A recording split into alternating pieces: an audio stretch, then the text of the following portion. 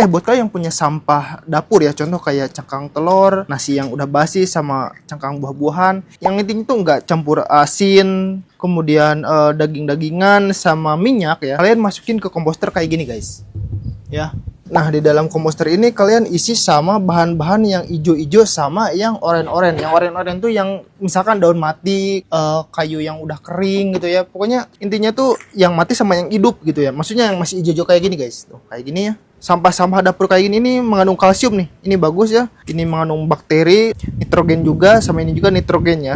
Jadi ini perlu ya guys. Tinggal masukin aja. Supaya lebih cepat lagi pengurainya ya. Di sini kalian bisa masukin kayak bakteri pengurainya ya, kayak M4 gitu. Cuma di sini saya belum beli, jadi saya masukin dulu sampah-sampah dapurnya dulu guys. Nah, ini intinya tuh pokoknya sampah-sampah organik ya. Jangan daging-dagingan tuh gak boleh, nanti bau guys. Dan ya jelek juga gitu buat komposnya nanti. Kalau kalian tarik bisa cek yang di bawah guys. Ini harganya tuh sekitar 300-an ya. Jadi cek aja ya. Dan di sini juga kalian bisa panen air lindi ya. Jadi kalian dapat kompos sama dapat. Ini dia komposter yang bisa kamu gunakan untuk mengolah sampah organik menjadi pupuk. Cara penggunaannya sangat mudah. Cukup masukkan saja sampah organik seperti kulit buah, sayur, sisa makanan, dan lain-lain. Setelah itu tutup rapat dan tunggu beberapa hari hingga terjadi proses penguraian alami. Selamat mencoba! Buat teman-teman yang udah beli komposter HJP 60 liter ini dan masih bingung cara pakainya gimana, atau buat yang belum punya, teman-teman harus tahu kalau komposter HDPE 60 liter muat untuk kebutuhan rumah tangga hingga 3 minggu. Semprot pakai aktivator dan cukup aduk 2-3 hari sekali. Bonus!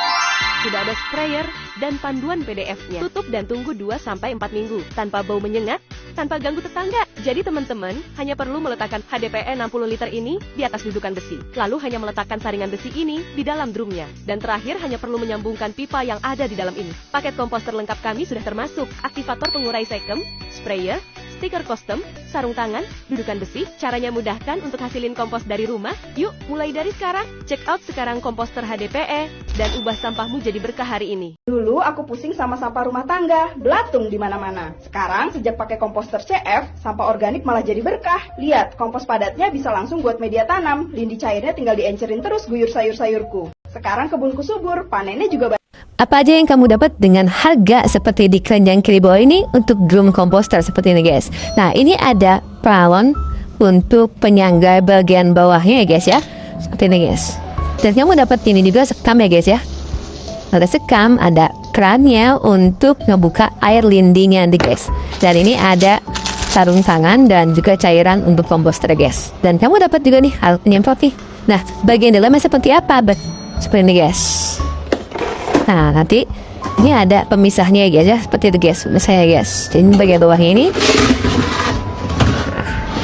seperti itu guys.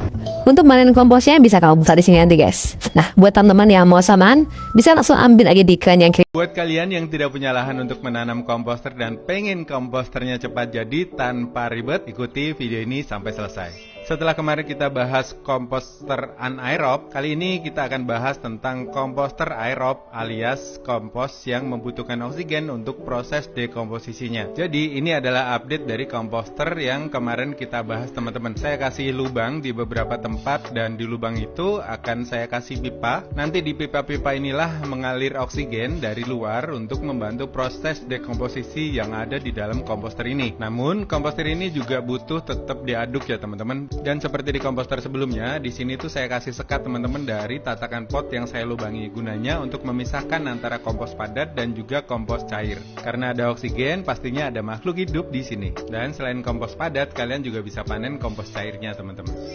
Saya buat video tips berkebun di rumah, follow jika kalian